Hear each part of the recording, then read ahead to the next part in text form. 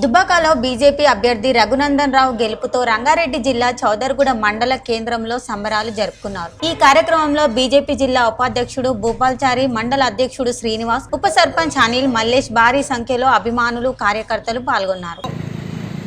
తెలంగాణ జరిగినటువంటి ఉప ఎన్నికల్లో భారతీయ జనతా పార్టీ ఎక్కడ చూసినా కూడా కమల వికాసం చేయడం జరిగింది।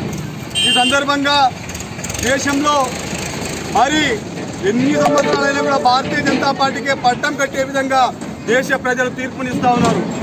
ఈరోజు తెలంగాణ ప్రాంతంలో దుబ్బాక జరిగినటువంటి ఉప ఎన్నికల్లో అక్కడ అధికార పార్టీ వాళ్ళు అనేక కుయుక్తులు చేసి గ్రామాన భారతీయ జనతా పార్టీ కార్యకర్తలను, రాష్ట్ర అధ్యక్షులతో సహా అందరి నాయకులను కూడా భయభ్రాంతులకు గురిచేసి నానా ఇబ్బందులు పెట్టినా కూడా ఏమాత్రం లెక్క చేయకుండా ఈరోజు దుబ్బాక ప్రజానీకము భారతీయ జనతా పార్టీకి అఖండ విజయం సాధించి పెట్టిందంటే నిజంగా ఈ సందర్భంగా దుబ్బాక ప్రజానీకానికి అందరికీ, ఓటర్ మహాశయులందరికీ పాదాభివందనం చేస్తున్నాము।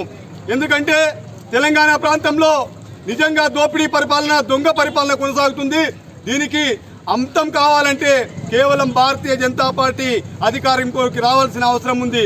రానున్న కాలంలో రాబోయే ఎన్నికల్లో భారతీయ జనతా పార్టీ ఈ దుబ్బాక ఎన్నికను ఆదర్శంగా తీసుకొని ఇక్కడనే ఆరంభమైంది।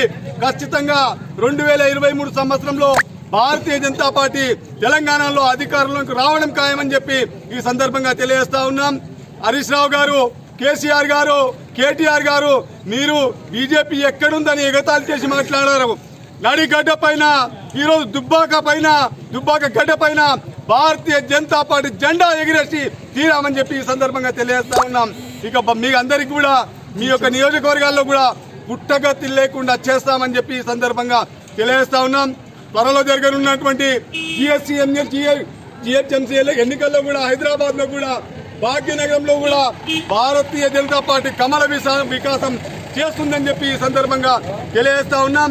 ఎక్కడ జరిగినా కూడా ఎమ్మెల్సీ ఎన్నికలు జరిగినా, ఏ ఎన్నికలు జరిగినా ఇక